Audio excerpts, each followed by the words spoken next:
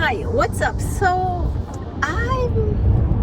an idea has just popped up in my head, and I thought I should share this and give you some kind of comfort and, some sense of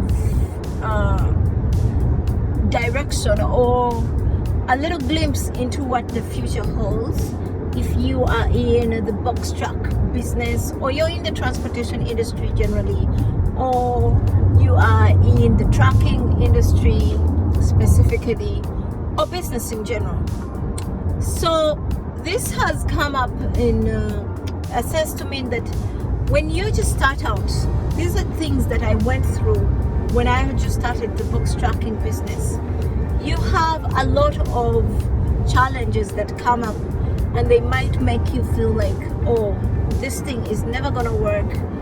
I think I'm failing at this. This is not for me, or so many frustrations, basically to say.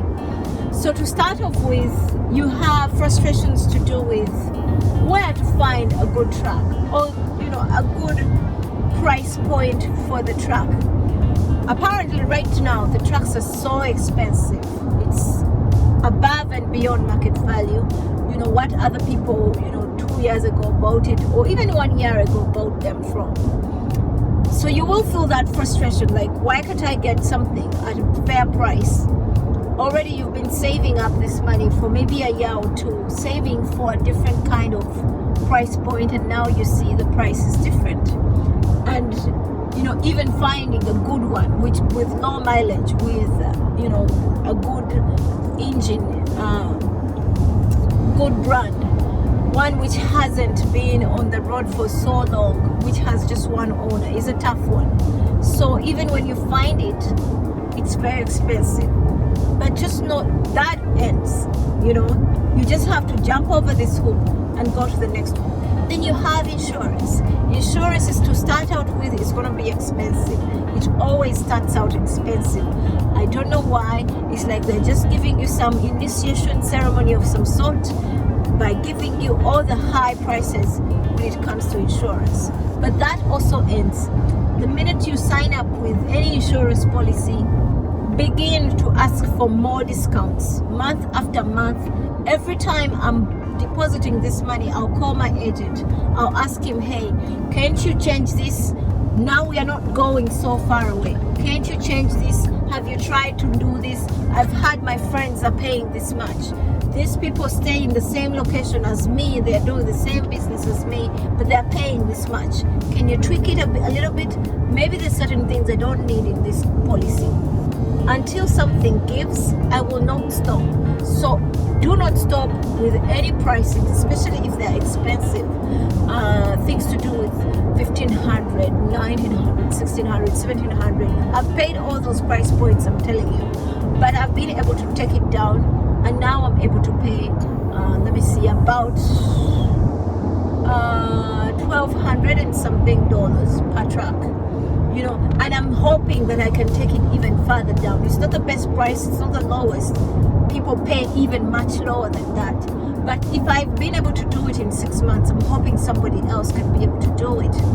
Then there comes to the point of getting loads. That is what everybody is usually worried about. Even before they register the company, they are wondering, oh my God, where shall we get the loads?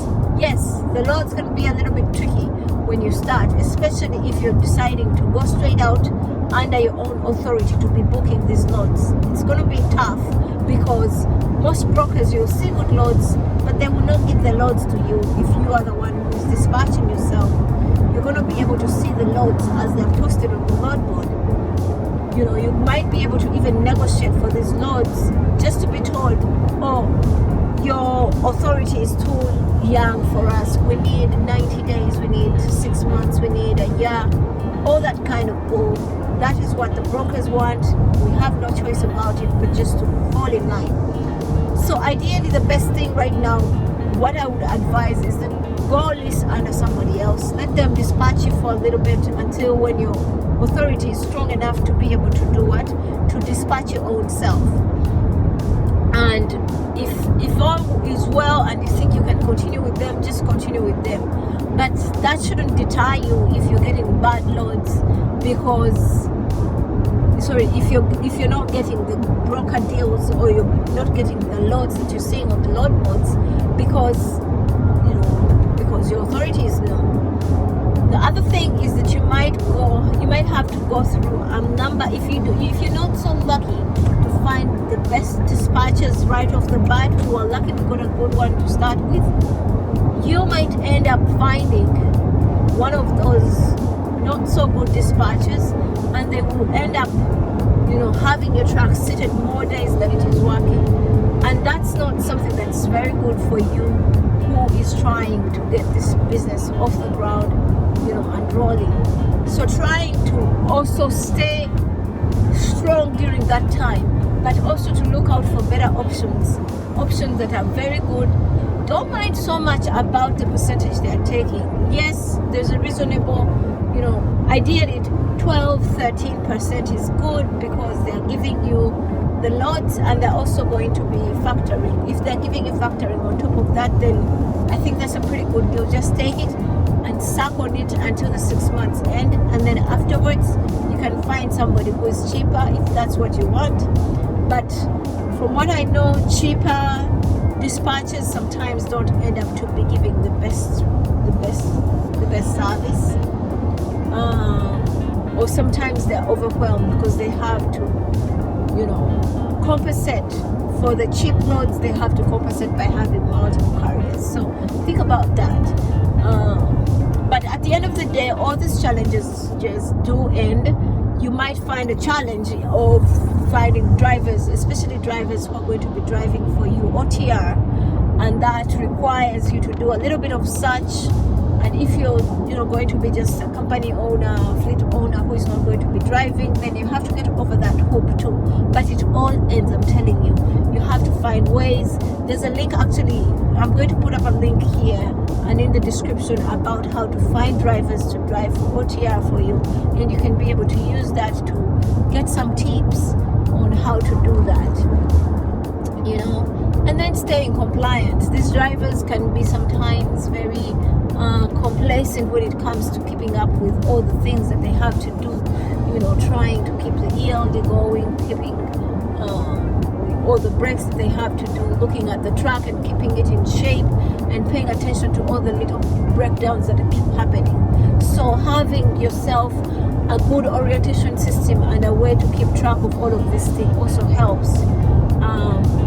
Anyway, that is mostly what I wanted to share. If you like this kind of content, give me a thumbs up.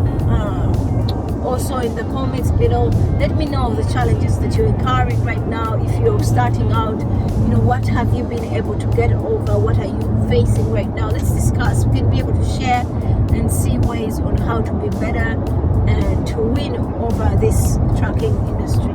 All right, I'll see you in the next one. Thank you.